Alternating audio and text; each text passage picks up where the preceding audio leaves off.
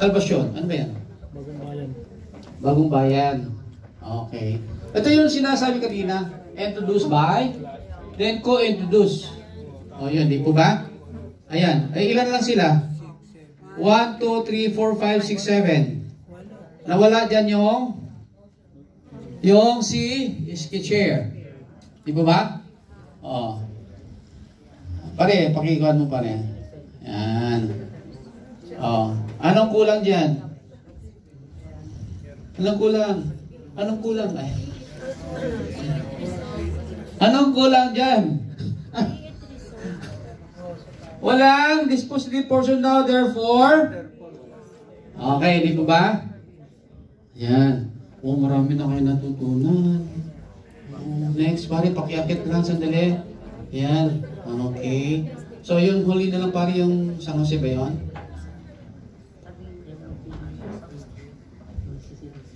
Ayan. Ano problema dyan sa San Jose na yan? Walang introducer. Pakiakit pre. Anong problema rito? Anong problema? Inulit yung? Ayan. Okay. And then, tinuro ko na yung mali. Anong sunod ng mali? Resolve further as it is hereby resolved further. Oh. Di ba kasi malayo nga kasi. Kaya marami siyang further. Di ba? Kayo na mismo po. If you come up with that kind of yung mga barangay measures na to, hindi ba parang iba? Nakakaya. Tapos pagdating ng Special Review Committee, di ba kagawad, umating ka ng aking seminar, bakit ganito pa rin yung gawa mo? Hindi ko naman, di ba? At least naman alam niyo po yung nangyayari po ha. Ito sabi niya, that copies of this resolution be furnished to all authorities concerned. Sino po yun? Sino yung authorities? Yung ano po? Yung police, MMDA? Kasi authorities eh. Di ba? Ayun. Dapat liwanagin mo. Di ba? Pare, wala na. Ano na lang? Salvasyon. Kamusta po? Ayan. Pagka pinagkaisahan. Ayan. Anong mali dyan? Ayun. Akala nyo kasi, gawa-gawa ko lang yun. Maraming gumagawa ng ganyan. All barangay kagawads. Ang nilalagay. Okay. Now, therefore, be it resolved na naman. Di po ba? Okay. Tapos, resolution, bibigay mo kay mayor. Ba't mo bibigay niya? Di ba? Hindi, babawal pa rin. Bibigay mo kay mayor, di ba? Kay mayor. Ang request mo, city council eh. Paano nangyari? Di ba, request mo sa city council, i-authorize kayo gumamit ng di ba, si mayor ang bibigyan mo. Ay di mangyari dyan, pag pinasa nyo, di bibigay mo kay mayor yan. Sabi ni mayor, hindi naman sa akin nag-request eh. Bakit sa akin yung binigay? Di ba ba? So, kahit paano, sa ating mga barangays, mga lumang barangays na pinakita ko po, no offense po yun ha. For purposes lang naman po yung discussion. Na sana po, on your part, hindi na po mauulit po. Okay? Kung mauulit naman po, ang may kasalanan, hindi na yung barangay secretary.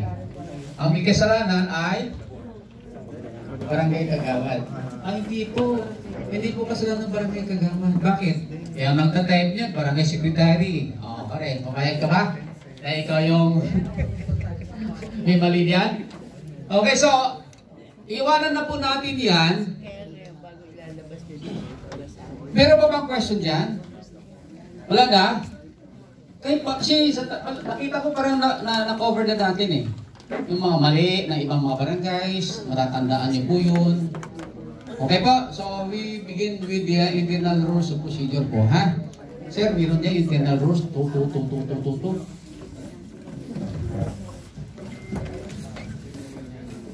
Okay. Ay sir, lipat mo na tayo doon sa isa reso internal rules. Ayan, yan. Okay. Ayan. Lagi po natin nakaligtaan na if you are going to adapt an internal rules of procedure, dapat may resolution adapting the internal rules of procedure. Hindi yung pinag-iisa nyo na. Di po ba? Kaya dapat meron siyang sariling resolution. And then the internal rules of procedure, parang palaman. Ito yung internal rules na resolution. Ito yung internal rules na dinikit nyo ngayon sa resolution mismo. Okay po? Yan ang nawawala sa inyo. Tignan nyo po kung sino yung mga may internal. Yun ang nawawala po ito. Bakit kailangan po ito? Dito kasi inilalagay. Pakiakit lang po. Take note po ha. Yun ang requirements. 90 days or following the election of its members. Anong nangyari? Na-elect kayo ng October ba yun? November. Then nag-assume kayo na supposedly dapat 1 month pa. Di ba dapat 1 month pa bago kayo mag-assume? Kaso nag-aaway yung couple.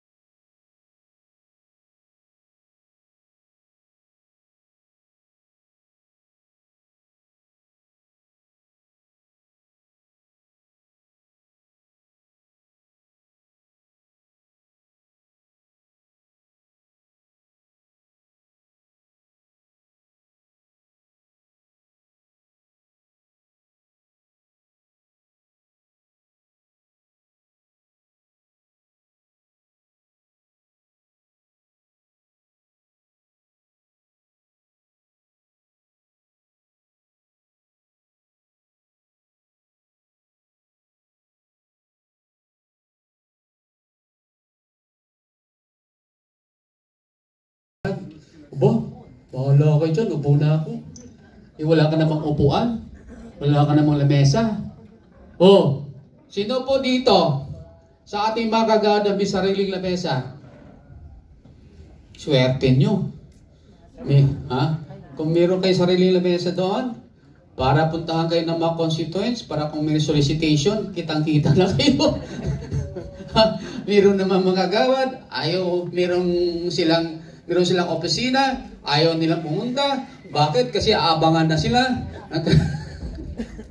Okay. Katotohanan lang po yan ang sinishare ko sa inyo. Tama ba o mali? Lako, si kagawad, ganitong oras, nandun yun. Kailangan ko ng pambili ng gatas ng anak ko. Aabangan ka na yun. Pag hindi ka niya nakita, sa bahay ka pupuntahan. Ngayon, pag nakita ka sa barangay at nagbigay ka ng 10 piso, magagalit sa iyo. Bakit 10 piso lang kagawad binigay mo sa akin? Mahal-mahal ang bilihin ngayon. Di ba? Galit pa sa iyo. Kaya ako, hindi yung tumatakbong kagawad eh. Presidente na lang ng homeowners. Okay, so ito na ha. Dito po sa ginawa natin, nandito na po lahat halos yung laman ng internal rules of procedure po. No? Kagaya po nito mga committees na yon. Itong committees na po yon, talagang nakalagay dyan sa local government code. No? Sa inyong internal rules of procedure dapat, nandito siya. Pero wala kayong cooperatives. O sino meron doon sa inyo na may cooperative? Wala. Bibihira lang. Human rights. Bakit nawala yung human rights action officer? H-ROC ba yan? Ano? Ba't nawala yun? Bakit? Walang sweldo eh. Wala, hindi kasama sa budget. Pero, kailangan yun. So, ang akin lang pong ibig sabihin po nito, ito po yung mga possible committees na dapat ilagay nyo po doon sa inyong internal rules of procedure. And then, another committees na kailangan nyo, pwede nyo siyang ipasok. Okay po? Ito lang po guide na dapat huwag nyo po siyang tanggalin o hindi siya mawawala.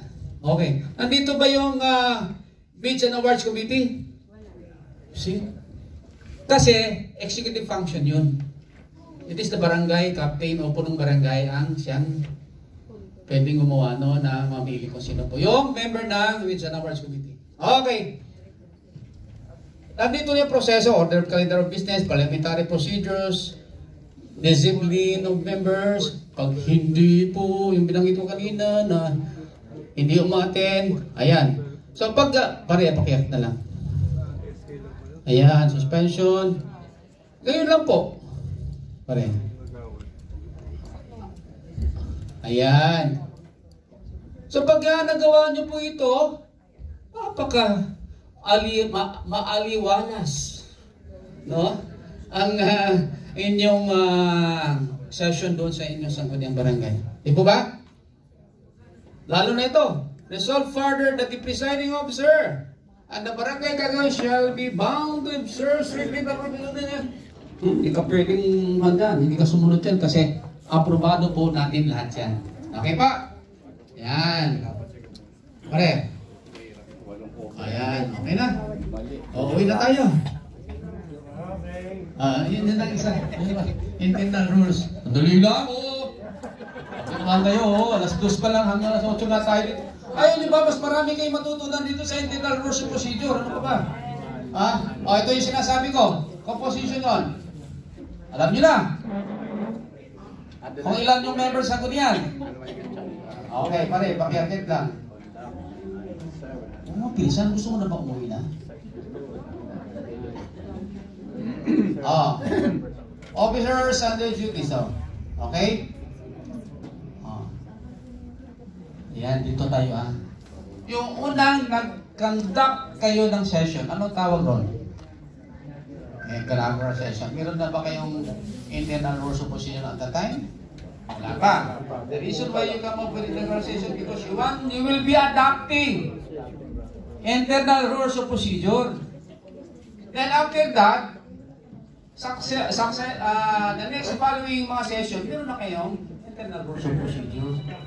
Kaso nga lang, sabi ng DLG sa BSRB, huwag kami resolution. Kung sino sekretary nyo, kung sino treasurer nyo, wala pa nga kaya, bibig ka. No, ang bilis Bakit? Compliance.